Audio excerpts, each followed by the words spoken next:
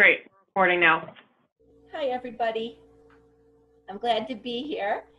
And my first question, I guess, is to Erin. And I'm just wondering if you do have 100% board participation in donating. Yes. Members? Yes. So to varying degrees in amount, but all board members are required to sign a board expectations document that lays out expectations for board members, and it includes minimal amounts that they're expected to give, and all board members give to some level. Great. Okay. That's really important, and I'm really glad to hear that, because that makes soliciting other people so much easier, because as a volunteer you can say that you've given a gift, and you can talk about your own enthusiasm as a board member, and that's much more contagious, and it's much more powerful when a volunteer asks for money as opposed to, say, Aaron, because he's staff. And so that's the first thing, is it's really important, and at least you guys all do that, so you've got that down. And it's good to have a personal story as a board member for why you give. So you develop a little elevator speech for yourself that, start practicing on your nearest and dearest friends first. And you can even say, hey, I want to practice my elevator speech, and see what you think, and get some feedback from some of your close friends. I believe in, I want to say electology, but I know it's election, the Center for Election Science or something like that. And I'm sorry about that. But just, you want to say why you give, what it is that's so important about your mission, and have a quick, do you have something, Janice, at the tip of your tongue? If you're to explain to your friends or family, why you support, why you're on this board of directors. Right. I mean, I think the explanation I've given is that we really are looking for to improve election systems and to get better results. And right now, my story is that I ran for election when I was in high school, and didn't have a chance. And now I see that part of the reason is that we have really poor voting methods in place right now. The plurality voting method is really horrible, and people don't really understand what it is. And so part of giving to the organization is to make it more well known in terms of an education perspective, to be able to educate people on better voting methods, as well as from an implementation perspective, to be able to help organizations, governments, start implementing better election systems or election methods. Yeah, that's good. How about you, Neil? Do you say anything in particular when talking about this organization for the first time to someone? Well, I have my own stories about what got me interested and so on. I mean, it's very similar to the testimony that I've given in Colorado. I mean, it's all about spoilers and making votes count and so on. So yeah, it's very easy to make this personal. Well, that's and great. Also, affecting all of society. Right. So really, the elevator speech, you can literally time it on your cell phone and set the timer for 2 minutes and try to really get it down. I mean, write it out, type it out, and memorize it. And I know that it sounds really corny, but you're going to be much more comfortable striking up a conversation. And literally, people won't always give you the opportunity to tell them your full story. So that's why the elevator speech is so important for all of us to have. Just boom, So we are what we do, One concern I have is that generally I try to pitch whatever I'm saying to the politics of the person I'm talking to. And so it always varies. It's not one speech. That's great. And you guys probably, this is a very cerebral organization. I think the people that you're speaking to, you know, it's different from a lot of organizations. I used to work for one, Oxfam America, that was very cerebral, and you would have to do a lot of explaining to people in order to talk about international development. And this is kind of in the same boat, you know. It's probably going to appeal to those people who maybe studied political science in college, or, you know, are in that field, but the general population might be a little, so to be honest with you, sometimes really intelligent people need to dumb it down a bit. And I you know, it's not like you want to talk down to people, but you want to meet them on their level, and you want to pique their interest in such a way. And that's what the elevator speech is, just a down and dirty way of getting your message across about who you are, what you do, and what you want to achieve with this organization.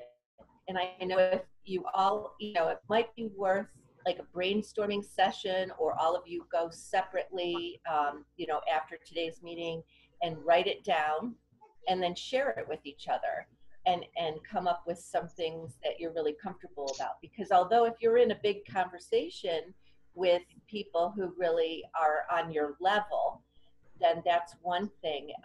Then I can see what Jameson's saying, getting, you know, pitching it according to the conversation, and there's definitely room for that. But on the whole, if you were to meet a complete stranger, or you're talking to, you know, Uncle so-and-so or Auntie so-and-so, you want to get it across really a very tight, quick way, so you're not losing their focus. You don't want to use really big words. So I would really suggest that, first of all of you just really focus on getting that elevator speech down. Do you think it's something that would be like the simple elevator speech that all of us could use, or do you think each person would tailor it to their own experience? Like and I'd love to hear some of Jameson's pitches too, just from what he said.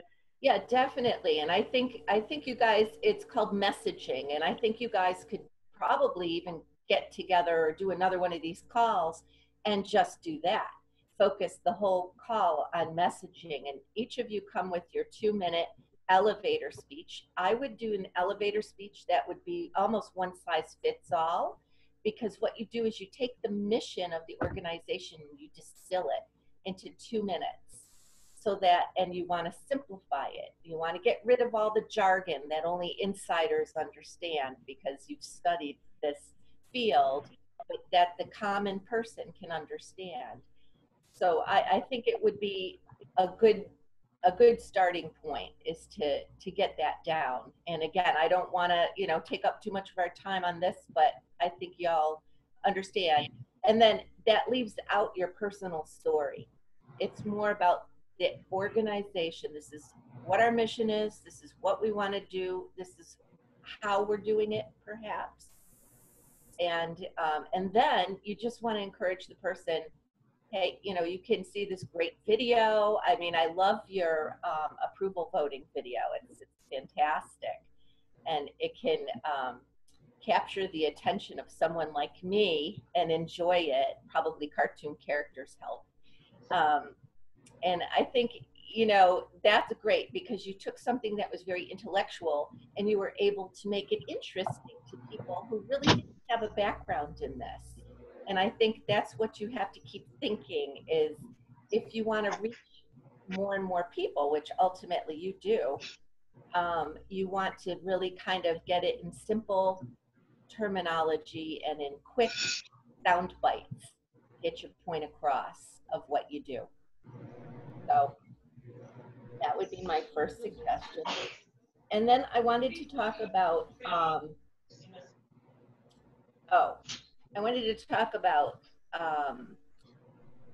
soliciting donors and how everybody hates doing that, and what you can do. Basically, it's like public speaking. Most people hate public speaking. Most people do not want to get up. Am I right, Erin? It's just, they're like, oh my God, how can you do this? But it's like anything. It's like being a musician and going on stage. If you do it enough, after a while, you enjoy it. And it's the same sort of thing with fundraising. It's like if you get desensitized to the scariness of it or the uncomfortableness. The top 3 reasons people don't like to fundraise is they're afraid of rejection. They're not comfortable talking to strangers in that way. They might be perceived as begging and desperate. These are all things that people say. So first of all, it's like public speaking. You're not alone. Most people don't like to fundraise. So it's an odd person who does. And even some of us fundraisers can choke on our salad right before getting the words out. So it even happens to us too. But you can get used to it and get desensitized. So that's the first thing I have to say. And unless you're all writing out checks for $1,000 apiece, I understand you have a goal each of attaining $1,000. So there's a few different ways that you can go about doing that. If you don't like fundraising, I suggest that you go and find your wealthiest friends and try to get that goal right away by hitting up just a couple of those friends. Otherwise, you're going to be stuck with doing a lot of talking and a lot of fundraising. Okay. There's something called a gift chart that I don't know if you're familiar with, and I have the address where you can put it in your computer. Hold on, I wrote it down for you. Actually, once I'm in, I can't really change, can I? You know what, I'm gonna have to send you the link. I'm so sorry. I didn't write it down. Just as I was writing it down, I think you guys came on. So I'm gonna probably send you folks a few documents via email after this, okay? So we can share that. But basically you just put in the number, say $1,000, and then it tells you just a breakdown. Aaron's shaking his head. You know all about this, right, Aaron? Yep. Okay, good. So perhaps all of you know about this, but it shows you how you can achieve your goal, starting off maybe by finding just one person who will donate $100. And then after that, you just find one person to do $75. After that, you get 2 gifts of $50, 3 gifts of $35, 3 more gifts of $30, and then 5 of $25. And after that, it gets so many people at such a low number, I suggest you just go out and get an in-kind donation and raffle it off, because it's a lot easier to sell raffle tickets, and it's a lot less uncomfortable too. So don't, it's easy to get in-kind donations. You can just go to your local restaurant and theater and make a nice package, and just go to Staples and buy some raffle tickets, and boom, you guys can be selling those for $5 a pop. You'd have to sell 81 at $5 in order to get your $405, and then you'd have to raise your $595 according to the gift chart. So that's not, it's not, is, you know, when you look at it like that, that's a lot of work. That's a lot of work for you guys to raise $1,000 a piece. So I guess you got to think of it this way. If I'm not willing, you know, to find, if I don't have the wealthy people around me that I can just get $1,000 from, or 100, if you have 10 friends that'll donate 100, you're golden, right? But if not, you got to look Do you at have recommendations on how to reach out to friends and how to talk to them? Sure, we can talk about that. So I think, well, do you want to talk about friends or strangers? I just want to test my mic for a second. Is my mic working now? Yes, Yep, it is. sounds great. No. And my audio is working too, and Aaron's suggestion was very helpful. So I'm going to hang up my phone. Thanks. Oh, wow. Yeah. Okay, good. It may be, I think, for a comfort level with folks, Cyndy, if you want to start with friends, I think that might be a good idea. For friends first? Yeah, sure. Okay. All right. Well, with friends, the most important thing is you've already developed the relationships. So that makes it easier. In some ways, And in other ways, it makes it actually more awkward because this is a person you're going to have to continue to have a relationship with. And so you feel like you don't want to ruin the relationship by offending them. So that's usually the fear of asking friends and the discomfort of asking friends. The best way to ask a friend, or anybody for that matter, is to just start talking in general about, again, the mission of the organization, sharing. It's called making the case, okay? So you just want to share your excitement about this organization and what you're doing. So you just start talking on a regular basis to these people about, oh, you know, we're working on this app, and then you start talking about what's going on. And so you do this over a period of time, say a few months. Hopefully, you know, you guys have already been doing this with your friends because it's such an important part of your life. And so the most important thing is it's just always the same with major donors or whoever you want to solicit. You have to develop the case first by getting it and sharing information and maybe driving them to your website. If you're on Facebook and you've put it out, posted various things to all your Facebook friends, then you've already been doing this. You've been educating them. So then it's easy just to, when you're with them sometime, to say, you know, as a board member, I have to get $1,000 every year. And I've been trying to figure out how I can do that. And I'm hoping that some of my friends will help me achieve that goal. You know, Bob, what do you think? Do you think you could help me get to that goal? And then just be quiet. I mean, it's that easy. What do you think, Bob? Can you help me get to that goal? And let him say something. Don't say anything else after you solicit somebody. You always got to keep your mouth shut because you want to know what Bob's thinking. And let him, even if it's uncomfortable, you got to let that silence just hang there and be uncomfortable and just let them then talk. So Aaron's been there. He's shaking his head. I know he's been there. Yeah, it's an uncomfortable pause. You just have to chomp down on your jaw. That's right. Because everything inside of you is like you want to, you know, and then you start, what will happen if you don't shut up is you're going to backpedal. Oh, yeah. You're going to say, well, you don't have to give that much, you know, especially if you name a number. Let's say that Bob is really well heeled, okay? And you know it. Everybody knows Bob makes X amount for a living, right? He makes over 100,000, let's say.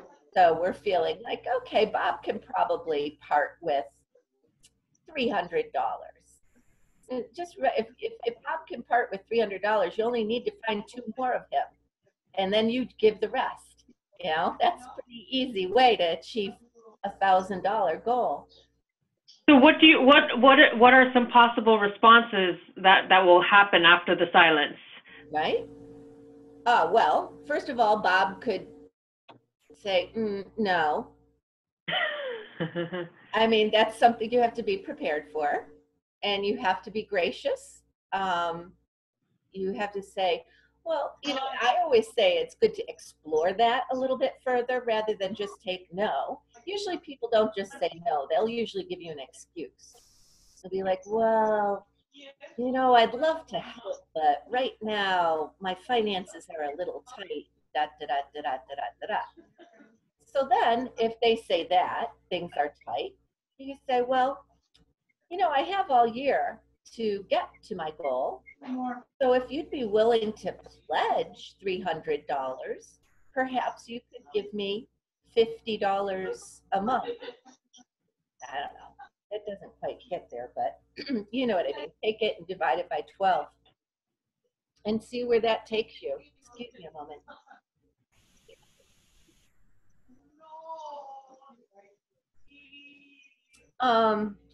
So that's one thing. Bob could say, God, I can't believe that you would have the audacity to ask me for money about something you care deeply about. I am so offended. Do you think Bob would say that really? I don't think so. In all the years I've been raising money, I've never heard that one. Isn't that funny? Because that's almost like what we fear the most. I've actually heard someone who's really wealthy, who I work with, who I overheard complaining to someone and said, somebody so and so, she asked me to donate money to this, and he's like, I can't believe she asked me for that, or something like that. So that was interesting to hear on the. Yeah. Maybe it's just someone who doesn't like to donate or doesn't like to be asked to donate. Yeah, you got to be careful in the workplace too, because if you have rules in the workplace about soliciting people, that's something to actually be sure about. And if that's the case, I would make sure that I'd be out to lunch with my colleague, you know, and it would be somebody that I'm really friendly with. That Right. It's not going to get you in trouble with your boss. Oh, and I do have a non-solicitation policy at my workplace, so that would be something I would avoid. But I have plenty of former colleagues. There you go. That's good, Janice. So, you know, usually people are, they're not offended by being asked. You could just say, you know, you can also start off by saying, you know, Janice, you know how much this nonprofit that I'm on the board of, you know how much it means to me. I've been telling you about it over the past year since I joined, and you know, we're doing this and we're doing that, and you know, you sort of talk a little bit about that, and I have this goal to get $1,000 of donations in the door, and I'm wondering if you can help me. And that's without even naming a number. Just, Right. I wonder if you could help me, and then see what she says. Well, yeah, I could probably help you. Now you've gotten her to say yes. Now, if it's somebody I haven't been speaking with about the organization for a while, but we have like most of my friends I don't talk to except once a year because there's too many people, or not necessarily, but you know, like I talk to family members more often, but most people I don't necessarily talk to regularly. So if I'm on the phone with a friend who I haven't talked to in a while and I mentioned the Center for Election Science, is that still a good time to say, you know, I have a goal as a board member to reach X $1,000 or whatever the goal is? Is it something you think you could help me out with? Would it be too soon to ask them the first time you're kind of telling them about the organization, or you want to wait a few times? Well, it depends. If you had, say, a sense of urgency, like, you know, you have a big project that you really want to get off the ground in October, and say it's September,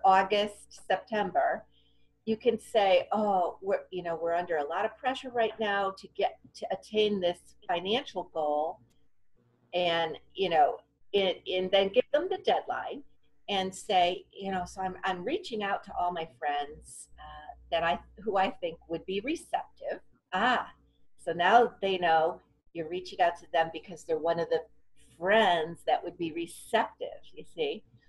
And so I'm wondering if Janice, you might be able to help me. And is it better to do it on a phone call? Is it okay to send out email? I wouldn't do it in email. It's so easy for people to say no to an email. Even on the telephone, it's a lot easier to say no on the phone. The best way to solicit someone is in person, face to face. And I would try to do all your solicitations in person, face to face. Yes, it's more difficult, but because it's more difficult for you to ask, it's more difficult for them to say no when you're face to face. You're going to get more. That's why major gift fundraisers get on airplanes and fly across the country to meet with people face to face. So always try to get the face to face meeting. Okay. Do you set it up ahead of time so that they're maybe prepared for this kind of thing? Or do you say, hey, I just want to go out for lunch? Right. Well, that's a good question. If you're a professional fundraiser, sometimes you do set it up, but they also know that you're a professional fundraiser, so they kind of expect it. As a board member, you can kind of sideswipe people and get away with it, you know. They probably won't see it coming. And in a sense, that might almost be better, especially if they're your friend. I don't think with a friend you need to do that. I don't think you need to say, you know, because if this is a person you would normally get together with anyway, I think, you know, whatever you're doing, you're playing tennis, whatever you're doing, sitting around having beers, you know, that's probably the best time, actually. You know, you're get them a little drunk first. I can't tell you how much, really, you know, nobody can drink on the job but fundraisers. Fundraisers, I'm telling you, you can get fundraisers. They do some whining and dining. That's what they call it, whining and dining. But basically, if it's a comfortable, you're comfortable, everyone's comfortable. That's the most important thing. You want, before you start in on a solicitation, you want established rapport. With your friends, you're already there. You're already comfortable. So maybe start with your friends. And that will build your confidence too, to then extend that to strangers, not complete strangers. We're going to talk about that in a minute, who you should approach, but people who have an interest in your organization and have capacity to give a decent sized gift. Okay. What about kind of speaking, like when Neil went and spoke at an event, is that an opportunity, or it's better to set up meetings afterwards? I mean, is it okay to mention, you know, this organization is accepting donations, or what kind of, like, talking on the stranger side, Yep. when you're speaking at an event or sign up sheet at an event? Well, how do you kind of approach asking for donations at a stranger level? Okay. Well, here's the thing. Again, one-on-one is always the best way to ask for a donation, because it's really an intimate thing to do. You're asking somebody for money and a gift. You're not selling them anything. Even selling something you would do on a one-on-one. You wouldn't probably do it in a big group. Again, because when you ask for donations to a big audience, it's so easy for them to all walk away because nobody's being held accountable. There's not that one-on-one, that eye contact, you know, that awkwardness that puts them on the spot. That's actually a good thing because it makes it harder for them to say no. So you really want to try to, you can, when you're speaking, naturally you want to present the case for giving, which means you want to say, we're doing this great work. We need, you want to say, we need money to do this. Okay, so you do want to present the case. But then when it comes to the actual solicitation, you can't solicit a group of people. They'll go, oh yeah, okay, and then they're going to walk away. You can't communicate that way. Not unless you follow up one-on-one with those people. So Neil, if you're going to a new city, let's say, and you're going to speak, try to, you know, get a small group of people, if even, to go out for, you know, drinks afterwards or whatever, or hang out and just have a big conversation, and whoever you can get, you know, to be one-on-one with you, that's the person you want to ask for money, regardless of whether you know. And now, here's the thing. You may not have qualified that person as capable of giving X amount of dollars. So when you that's called flying by the seat of your pants fundraising. We all do this. You really don't know how much to ask for, but if you leave it open, then you're leaving it open for them to write a real small check and just get rid of you. So really, you want to ask for a big number.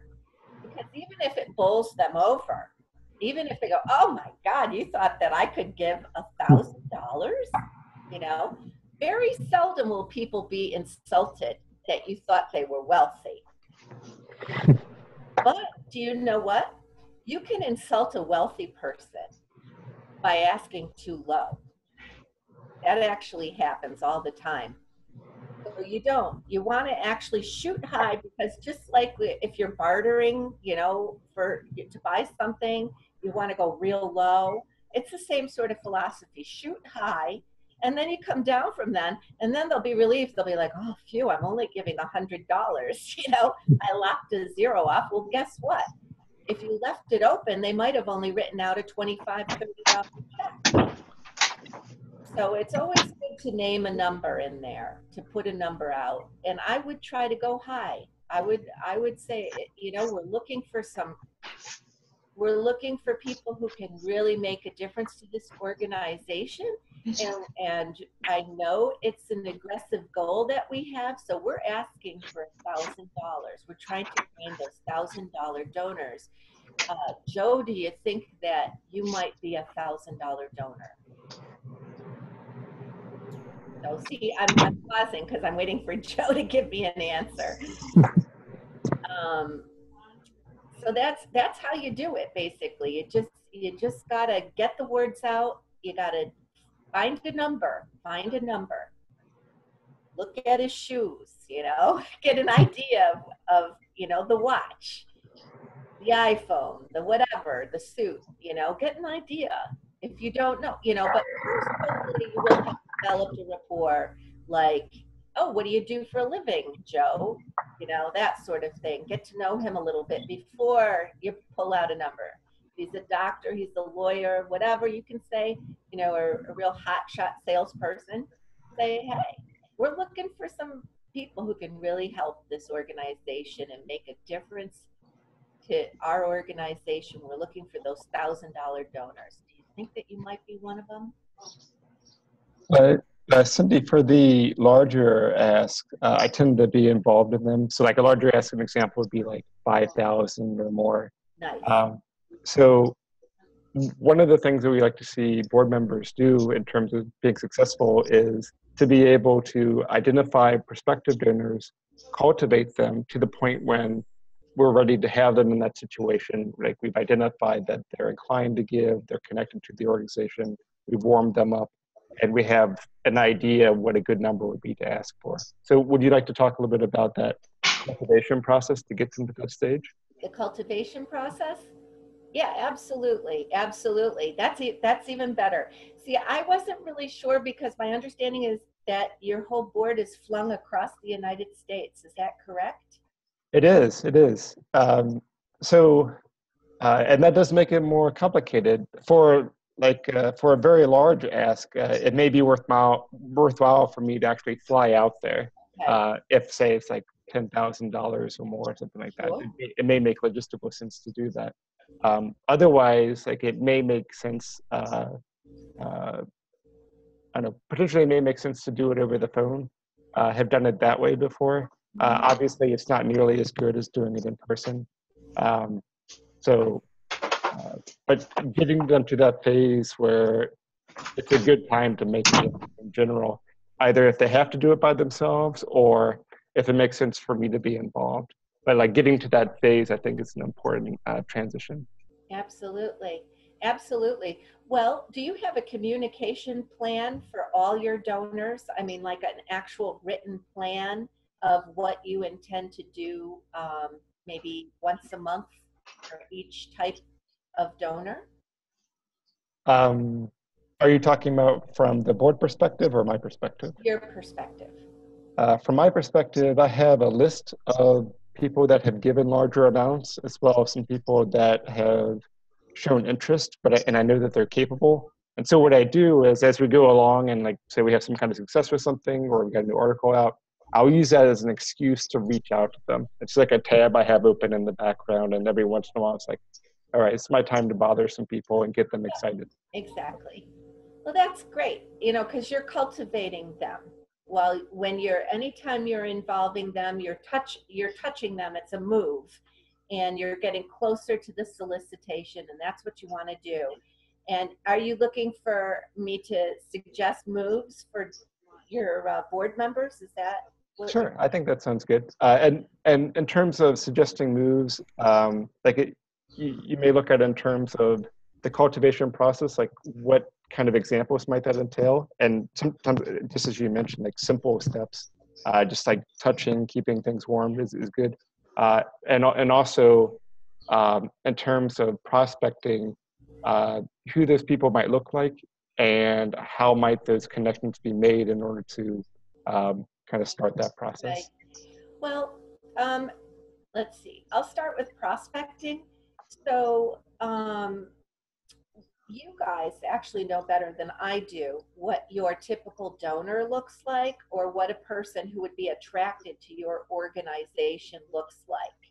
They look like Neil. They look like engineers and computer scientists. Or that ceiling over there. Yeah. Jameson is in statistics. They also look like that too. Yeah. Yeah. So, you guys have a better idea of where to find them. I would think try to find some competitor organizations. Get the annual reports from if you have competitor. Your organization is so unique. No, we do have a competitor. There's no question about that. Okay, great. So I always suggest trying to steal their donors. That's just one concept, and it's okay to do that. We won't feel bad about that. Don't worry. Yeah, exactly. Don't feel bad about it.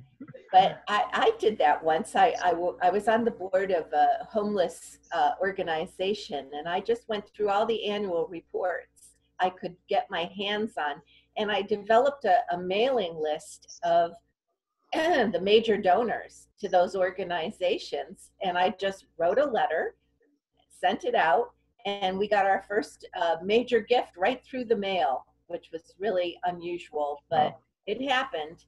Nice job. It does happen sometimes, and that's very exciting when it does. And you can also try to email proposals too if you're far away.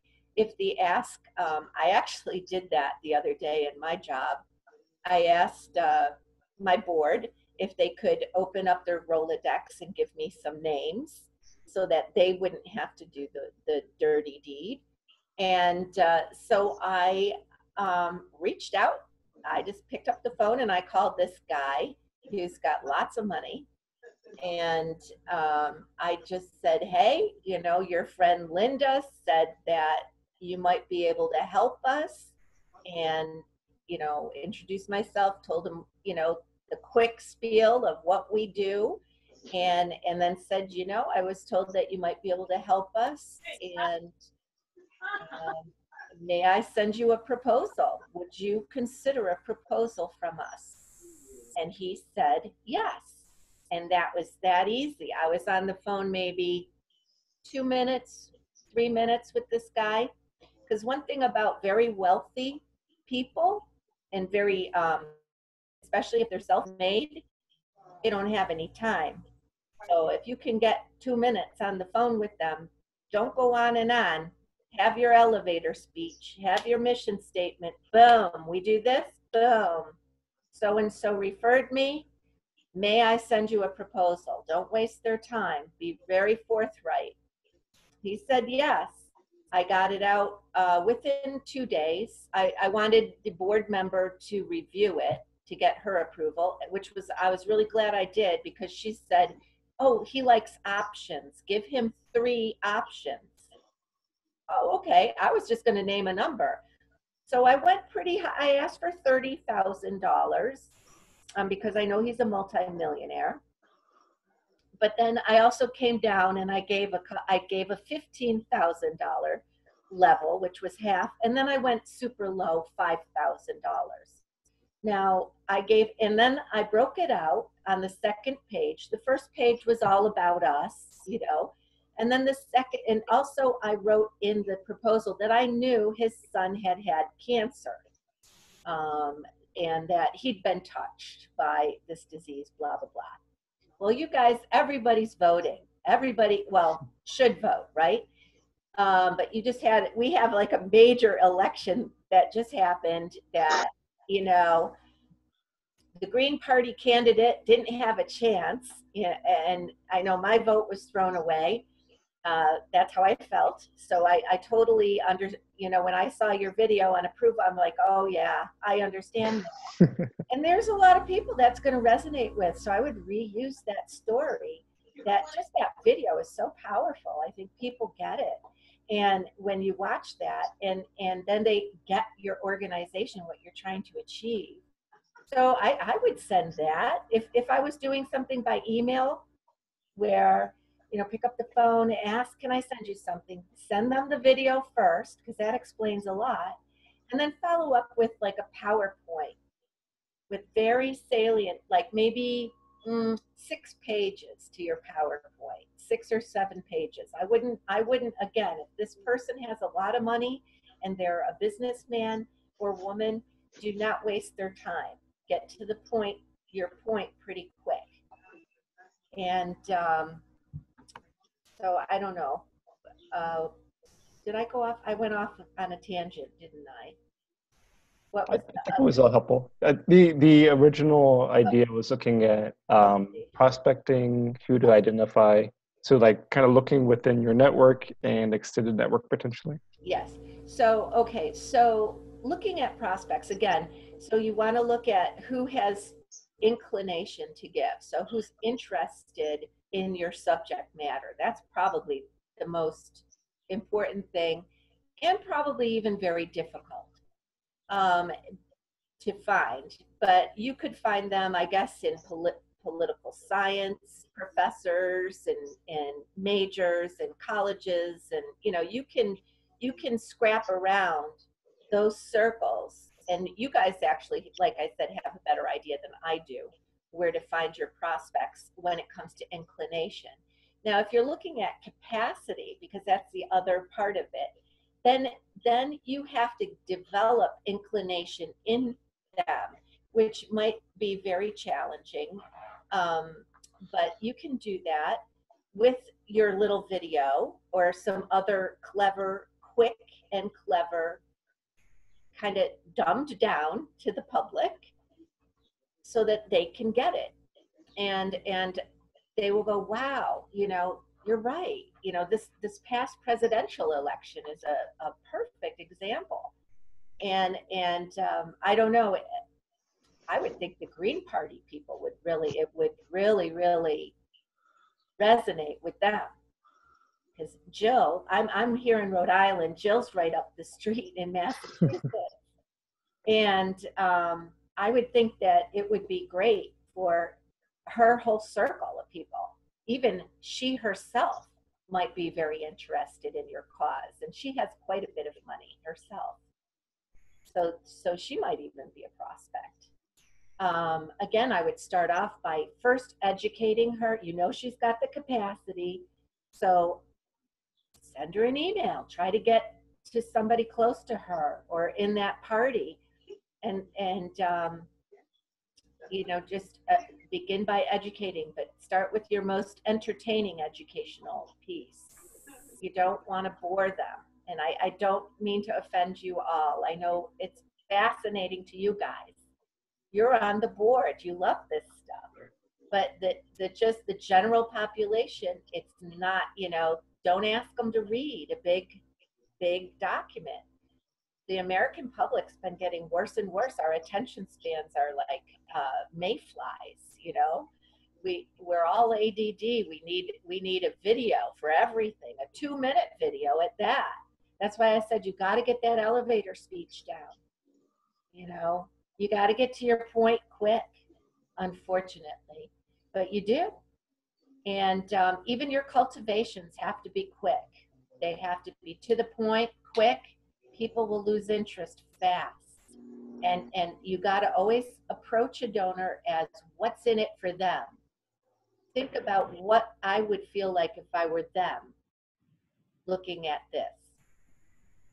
So what's some examples of what a donor, like what's in it for them when they're thinking, like the donors you've spoken with and the elevator pitches you've given that have been successful?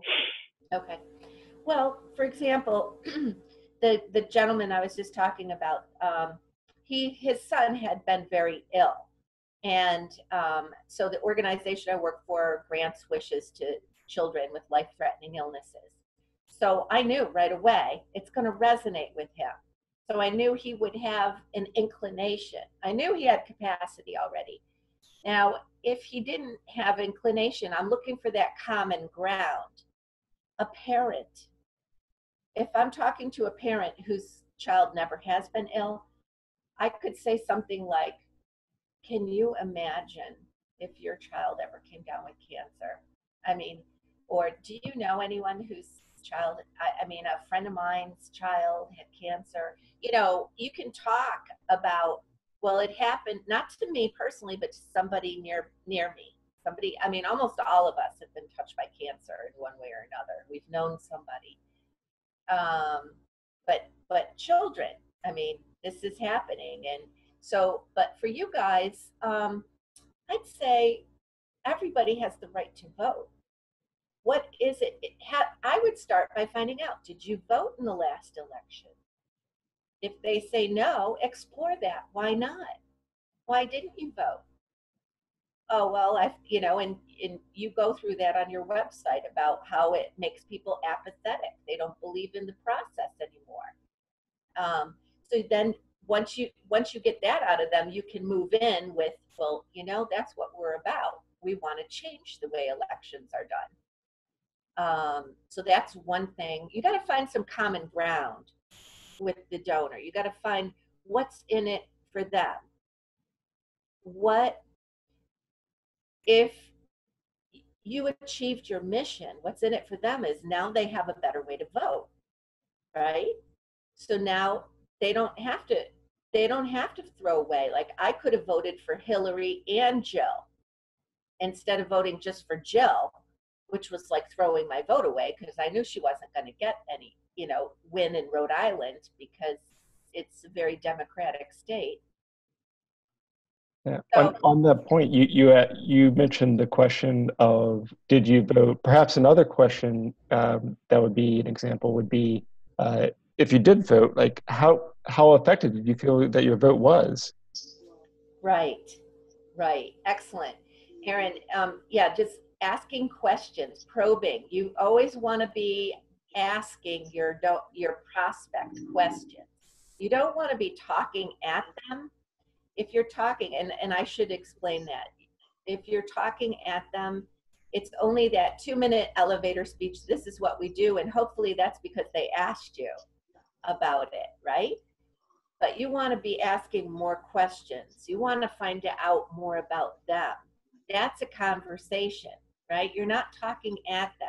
That's the quickest way to bore people. You want to have that conversation. So you want to ask probing questions as if you're a reporter and you're going to write a little story about them. You want to know what makes them tick, and where can I find that common ground between my mission and what their interests are. So that's what you're really trying to find. Because once you find it, then you can run with it. Then you can have those conversations that Jameson likes to have with people. He can really engage because you guys are experts at this. You know your subject matter, and you can just go with it.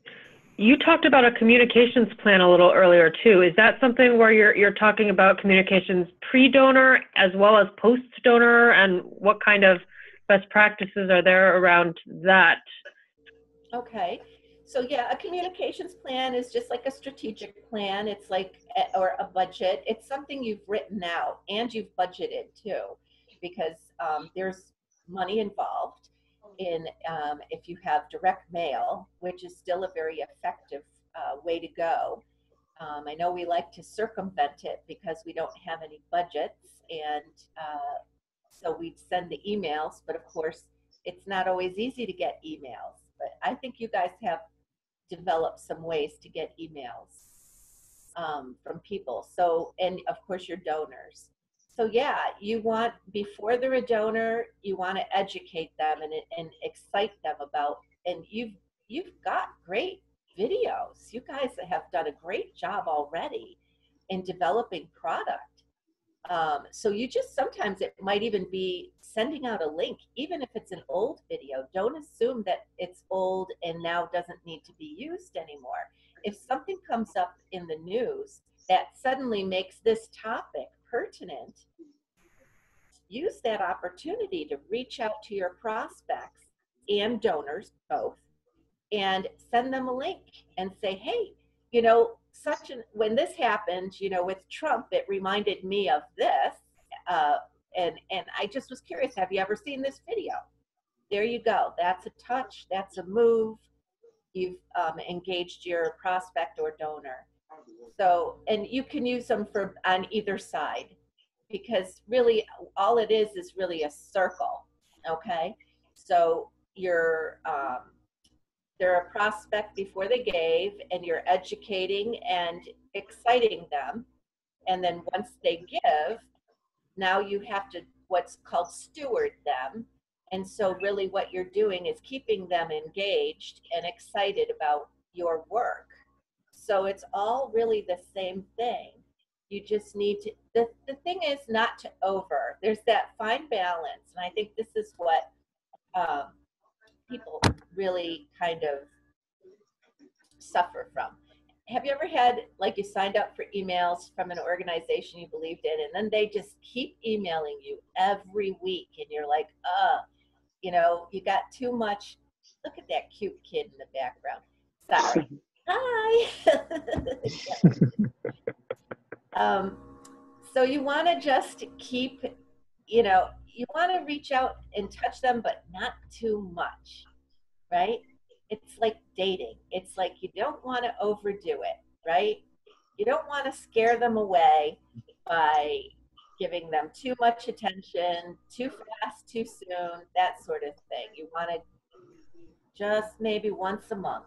I think once a month is good. But what do you know, go by what you like. Mm-hmm.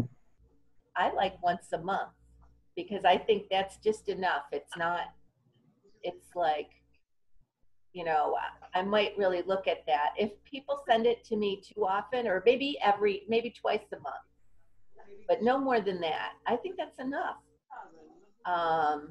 After that, you start getting blocked, and they'll start blocking you, and now you've lost that opportunity altogether.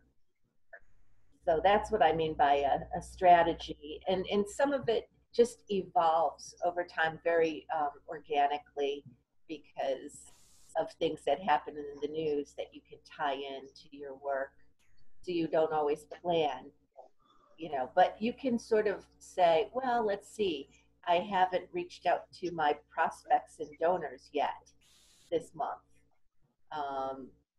And let me think about what I can do, what I can talk about.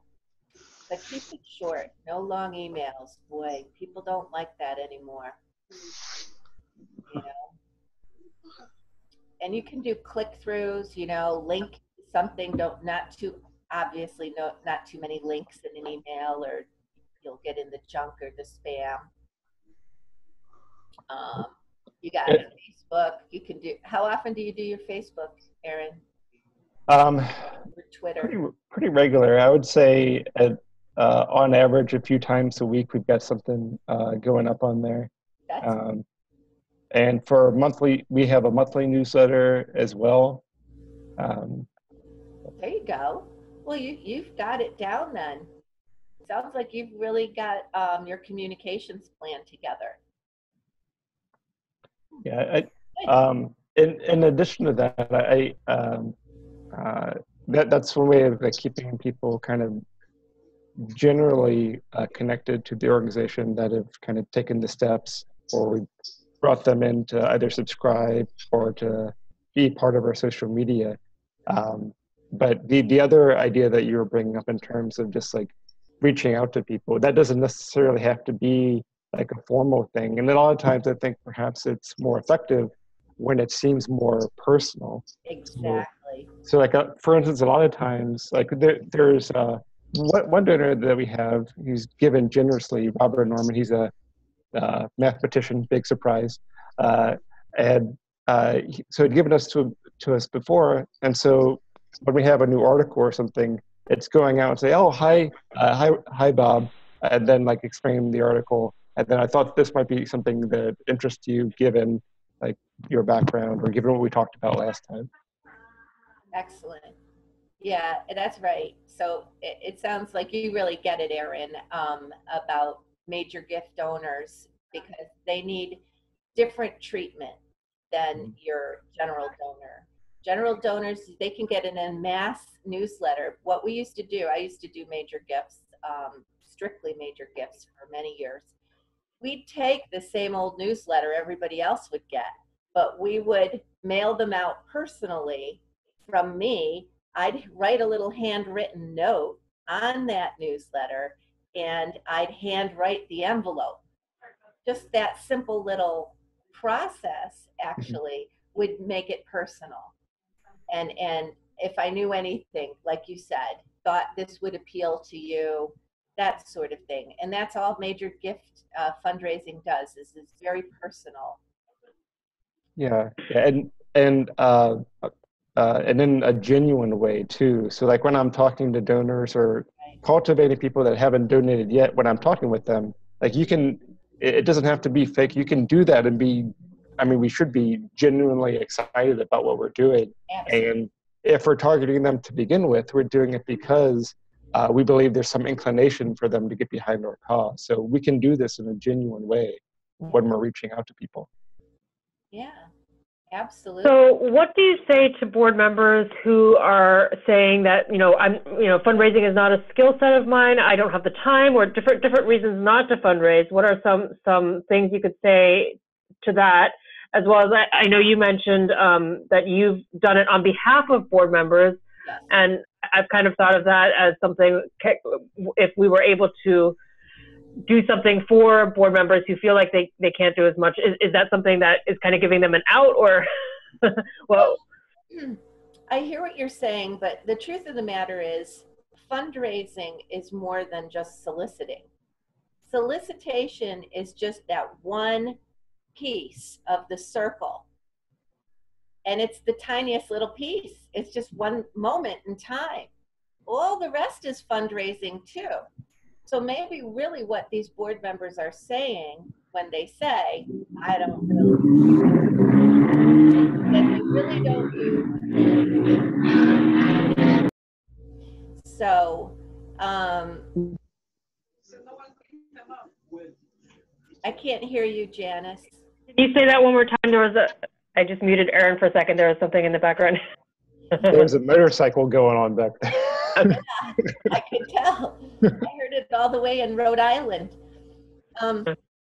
Yeah, so I'm sorry, so what I would say is, and I think Erin actually alluded to it before, is just warm them up. He kept saying warm them up, and I thought, well, that's a good way of putting it. I'd never heard it sound like that before, but that's exactly right. The board members can further their cause just simply by talking to friends, talking to anybody and everybody, and kind of testing the waters, seeing how people react. Do they engage? Are they more interested? Do they want to hear more? They want to hear more. Well, give them a little bit more. Just kind of do a little natural, and it's just natural fundraising, just finding out. If you're excited about the topic, you're going to talk about it to anybody and everybody around you. That's just human nature. So you start bouncing things off of people and see, who's getting excited along with you or really getting into a conversation. That's the person that really ought to be solicited. Now, what if that board member just can't take that step to do that final solicitation? I would say that board member should feel comfortable suggesting that person go to the website. Okay. Oh, hey, check out our video. Have you seen this? And send an email and have them go to the website and that sort of thing. And then when it comes time you know, try to basically encourage them to sign up for something from the website. And then when it comes time for solicitation, Erin can take it over. Erin can be the fall guy who's Yeah. going to do that. And what about the question where when people or some of the board members may have expressed, you know, when I send the link to the website or when I start explaining this to my friends, I start hearing arguments or opposition to, you know, our mission, or, you know, so there have been some unsuccessful conversations that have happened. How do we address that, or kind of overcome or get over or get to that level where we're comfortable again, because we, you know, if we had some negative feedback in the past? wow. Well, I mean, I guess it's like you can lead the horse to water, but you can't make them drink. So if somebody just doesn't get it or disagrees with your mission, I wouldn't even pursue them. I would say there's plenty of fish in the sea. Why don't you just move on and try somebody else? And if somebody's really negative about your organization, I wouldn't waste my time.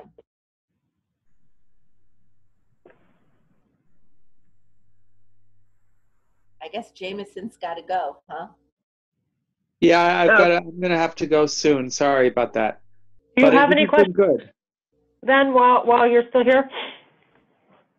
Any specific questions? Not really. I think, you know, it's good to hear this. I mean, you know, some of it seems, you know, it's not too much of a shock, but it's good to hear and just practice thinking about it. Like get used to thinking about actually making the pitch more often. And anyway, I think I'm gonna have to leave. Sorry about Sure. that. Okay, Jameson. I'll Thanks a email lot. you some things. Thank you. Yeah, I mean, this isn't rocket science. It really isn't. You know, it's really about practice. I think it's like so much else in life. It's just a matter of, you know, for getting out of your comfort zone, just doing it, and then practicing. And if you mess it up, that's okay, because there's another person that you can practice on, and just look at it as practice each time you do something, and eventually it'll be a skill. It'll just be a skill that you have. But it happens very naturally. After a while, you'll just know when the moment is right to say that. If you're having lunch with somebody, what you want to do is build the case throughout. You start with basic rapport, get to know you, then you move into talking about your organization, and then eventually you want to, you know, pitch. You want to ask, but make the solicitation right around dessert or coffee, okay? That way, it's towards the end of your conversation. If you feel very awkward or it just simply doesn't go, you don't have too much more longer you have to hang with the person. It's true. It's so true. The only thing is, don't wait for the bill to be delivered. I once did that. I started making the ask just as the waiter came over and interrupted it, and it was awful. It was like, oh, you know, the moment was ruined. So you have to make sure that you're really cognizant of the world around you too, and that waiter isn't going to come over right then. You know, kind of look around for the waiter. Right. And what if the lunch meeting is about something else? Does it still make sense to bring it up? Because, you know, a lot of the board members are have other work or do other things. And so, you know, at what point does it make sense to include it in the conversation or bring it up if the meeting was about something else? Yeah, that's a good question, Janice.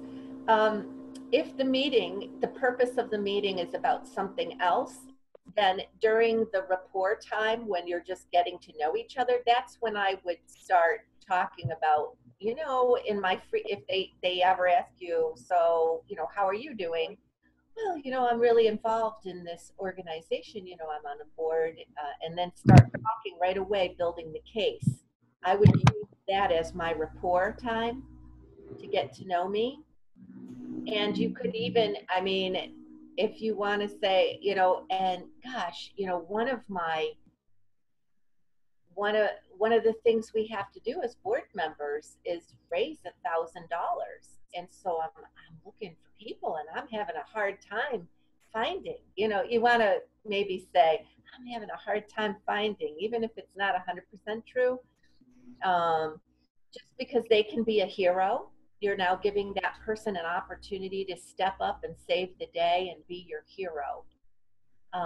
Sometimes just even, you could even say, well, this organization's great, what we want to achieve, but it doesn't appeal to like everyone the way sick children or this or that, stray dogs or, but yet we feel that this is so life-changing here in America. That just think what would happen, especially if you knew their politics ahead of time. You can just reference the past election, and you could say, just think if we had this sort of approval voting as opposed to the way we do it now, what would have the outcome been? And how different our lives would be. And, this is big. This is really huge. And you guys actually are onto something big, in my opinion. So I think, yeah, if the meeting's about something else, get it over with right away as part of rapport. And then it'll seem like it's almost offhand, as if it wasn't planned. You'll just like, oh yeah, well, I know we're going to talk about this, but I'd get it early in the conversation. So Neil has been quiet. I don't know if he can talk right now. He's muted. Can I unmute you? Oh, you're there. Okay. Do you have any questions, Neil, or any comments? The thing that that strikes me is just that makes me uncomfortable is the notion of making my friends uncomfortable. So when other people make me uncomfortable, that strains friendships, and so just trying to find ways that that don't get to that point. Well, that's a good point. It's almost easier to ask a stranger than to ask a friend, because of that fear that you have that, I'm going to lose the friendship if they're going to feel obligated. I don't want to put them on the spot. All those things are just natural that we all go through. But if you come from it as you're very enthused about this organization and you really want to see this happen, you really believe in it, you think that this is really a way to change America for the better in the future, you're pretty sure that it's going to come around eventually anyway. But wouldn't it be great to have it in our lifetime and sooner than have to have our children finally get to this? So, gosh. And if you come from the perspective of, I really believe in this organization, but I have to ask people for money and say, this is a really good friend of yours, okay? Gosh, Bob, I have to ask people for money, and I want to ask you, but I'm so afraid that this is going to feel uncomfortable, and I don't want anything to, be bad between us because I really value our friendship. But do you think that you might be interested in, would you consider donating to this? Right. So you can even preface it like that. I really value our friendship, but I don't want to do anything or ask it or make it put you on the spot. But, I'm in a bit of a quandary here. I have to raise, a certain amount of money, and I can't think of anybody who could help me. Well, that's still, it's not like, I don't want my friends to think that I'm a burden on them because I'm in trouble myself. Anyway, but I get it. There's a bunch of ways to approach it. Ways, though, that you can still, salvage the relationship. And then if they say, oh, you know, I really can't right now, da da da da da da. Oh yeah, you know, be very graceful about it. Be very gracious and say, you know, oh, that's okay. No, that's fine. Don't worry about it. I'm just trying to figure out. And then when they say no, that's when you ask them, well, do you have any ideas of who I could ask? I've been asking people that lately. Yeah. Do you have any ideas of who I could ask? And That's I'm good. amazed. I asked our investment advisor, he gave me a name. I asked my banker, he gave me a name. I asked our payroll person, she gave me a name. I'm writing all these names down, you know? And these are the strangers that you're going to that you can say, this person said that you may be interested in this, or that you may be able to. And I heard Neil say he doesn't like that kind of sounding like I'm in a quandary type of a reason, right? Or like, you know, I don't know who to ask. Are there other types of reasons that you could give, or when you're talking to people? Before you do that, I just wanted to say, when you just said that, Janice, I remember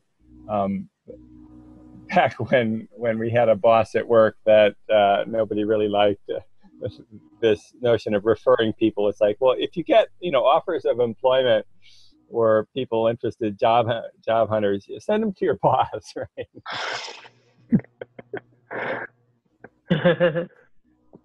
I'm sorry, but I interrupted. And I have to take off pretty soon. Yeah, okay. Well, I mean, okay, so, you know, for me, that's easy because I can play the helpless female, but I could see where a guy, maybe that doesn't work for them, you know? I'm quite comfortable being all vulnerable and stuff and saying, oh, you know, I need some help, you know, but I could see where a guy might not. So another thing you can do is the bandwagon effect. I've had that work really well. Gosh, we've been having so much success in our fundraising. I can't believe the number of people we're beginning to attract to our cause, and it's really exciting, and it's really snowballing, and I think we're going to be onto something. And then, you know, oh, and if you want to be a part of it, just let me know. I can give you, you know, so you could do it like that, kind of nonchalant, and coming from a position of strength and success, and then appeal to the bandwagon effect where people want to be a part of what's exciting and successful. So that's another. And we have seen growth in revenue, like pretty significant percentage-wise. So I think that would be a good one to say, you know, we are positioned to really expand, and, you know, we just need the support to help us get to this next level where we will be transforming elections in America, local, state, you know, even getting to the federal level. It's possible within our lifetime, but we need as much support as we can get. Yeah, absolutely. I think maybe coming from a position of strength might work a lot better for you, Neil and Aaron, and, you know, even you, Janice, all of us, actually. It's good to talk about our successes, for sure. I guess for me with a friend, I think right. It's easier. Sure, the favor card usually works well too. I mean, sometimes, I mean, right? Like, I just really need a favor right now. Yeah, but yeah. the favor, not the $1,000 favor. I don't know. Right, but with a stranger, then it's probably better to come from a position of strength and talk about the successes and really build excitement about the successes and where you're going. And we're almost there, you know, we just need a little bit more support. Would you like to join us? Right. And you mentioned Jill Stein. So the idea of coming up with a list of potential donors and really, you know, cultivating, figuring out if we have a first or second level connection to that person, and really doing that research, I think will be helpful too. Yeah, I think so. I think she's kind of a natural for your organization, and the people around her would probably, it would really, I would find out who was working her campaign, who are the people who are close to her, people in the Green Party who are high up. To one of Neil's comments, he was talking about sometimes feeling uncomfortable asking friends. And I maybe, and perhaps you can give some examples yourself, Cyndy. So like a lot of my friends donate, and I think part of the reason why I feel more comfortable asking them is because I never shut up about what we do. And so when they, I think, get a sense of the excitement, particularly if you see that they're inclined towards politics in some way, they don't have to be mathy. Like they can just like politics and like the way they like when their vote affects policy in a meaningful way. Like that can be enough. But one of the things that I find makes it easier is when you've talked about the organization quite a bit before and you've made some progress in kind of getting them excited about it. So it's not, in that sense, you're doing them a favor. They want the same kind of outcomes that you do. You're giving them an opportunity, and you get the convenience of doing that within a friendship. That's great. And I love that attitude, Aaron, that you're giving them an opportunity, because you really are. And I don't know if you've ever, you know, made... I've got to take off. So great input, but thank you all. Thanks, Neil. Good luck. Yeah. Thank you. Yeah, that's exactly what it feels like to me sometimes, is really giving people an opportunity and it feels so good if you're giving to you get really excited about an organization, you write a check that you know is a lot bigger than you normally do. And I've had that same sensation when buying artwork from an original artist. You know, I was going, oh my God, I can't believe I'm spending, but I just loved the young woman too that I was buying it from, and I knew she had a family to support, and it made me feel so good, you know, to do that. So I think people forget that it feels very good to donate. And it actually, there's pleasure centers in the brain that get activated.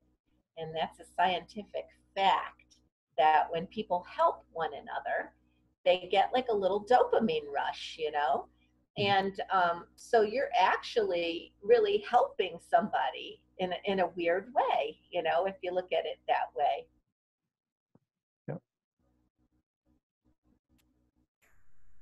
Janice, did you have any other particular questions? Or Cyndy, do you think that there's other points that you think would be helpful, particularly for a board member that's maybe a little bit newer to this, that would kind of build up the comfort level, or kind of help them organize it for themselves?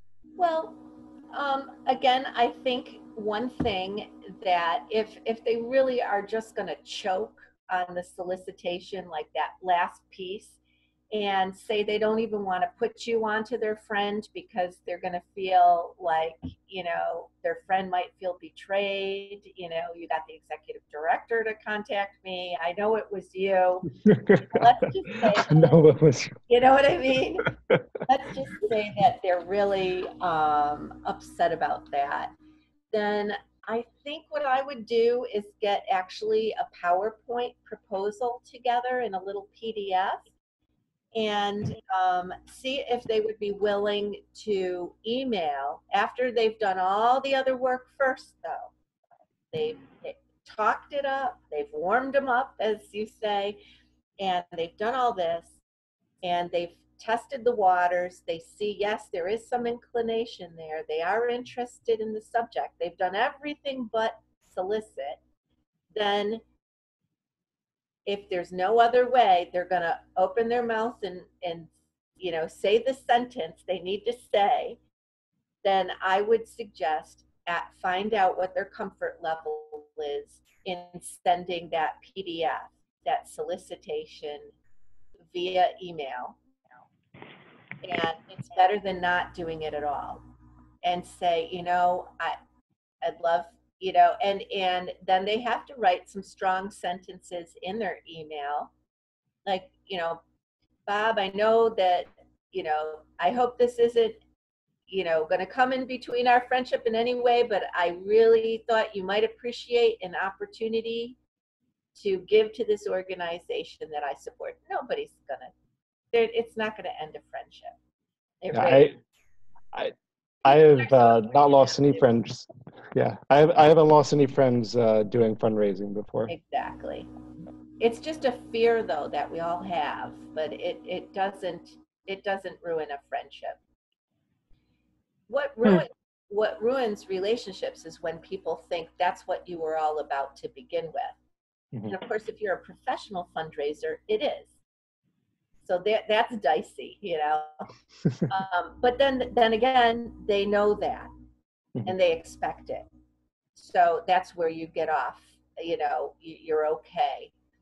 But if you're a friend, you know, you're still going to be a friend whether they give or not. Right.